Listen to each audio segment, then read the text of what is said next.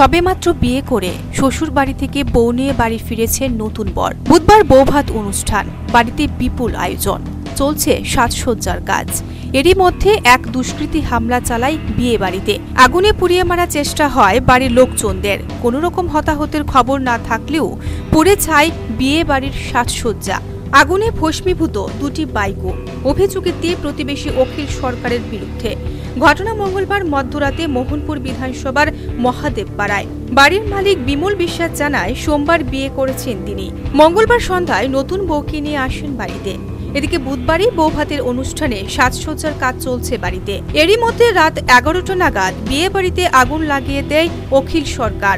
বাড়ির লোকজন তাকে ধরতে গেলে পালিয়ে যায় সে। আমার বিয়ে গেছে গত পরশুদিন, আজকে বৌভাত। তো আমার বাড়িতে 600 লোকের আইটেম আছে টোটাল। আমার প্রশাসনে আমি চাকরি করি, SDM অফিস আছি মন্দির, আমার স্টেপ সবাই নেব। কিন্তু রাত্রেবেলা হঠাৎ করে এদিকে অখিল সরকার নামে আমার বাড়ির প্রথমে এদিকে আগুন লাগাইছে, এদিকে আগুন ধরছে না, তখন আসি না বাইকের ভিতরে আগুনটা লাগাইছে।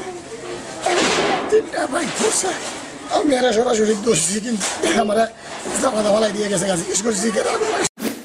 আগুন ভয়াবহ রূপ ধারণ করতে থাকায় বাড়ির লোকজন খবর দেয় দমকল কর্মীদের। পরে দমকল কর্মীরা এসে নিয়ন্ত্রণে আনে আগুন। এদিকে বুধবার সকালে অখিল সরকারের বিরুদ্ধে সিধাই থানায় মামলা করে বিমলের পরিবার। যদিও সিধাই থানার ওসি এখনো পর্যন্ত গ্রেফতার করতে পারেনি অভিযুক্তকে। তদন্ত চলছে বলে জানান তিনি। তারানগর একটা বাড়িতে বিয়ের অনুষ্ঠান ছিল, বৌভাত অনুষ্ঠান। বিমল বিশ্বাস ওনার ছোট ভাইয়ের বৌভাত অনুষ্ঠান। বিয়ের আগে বৌভাতের আগে একটা অনুষ্ঠান ছিল, বিয়ে।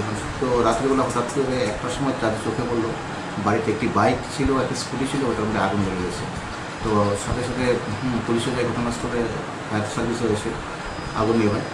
তো তারা একটা পরে আজকে একটা কমপ্লেন করেছে এলাকারই আরেকজনের বিরুদ্ধে সরকারের এগেন্সটে কমপ্লেন করেছে। হয়তো পূর্ব শত্রুতা ছিল এবং তারা সঙ্গে সাসপেক্ট করছে সে ওই আগুন ধরিয়েছে।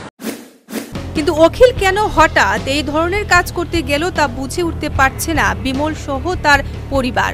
তবে পুলিশের বক্তব্য, তাকে গ্রেফতার করে জিজ্ঞাসাবাদের পরই উন্মোচিত হবে সব রহস্য। Bureau report, news vanguard.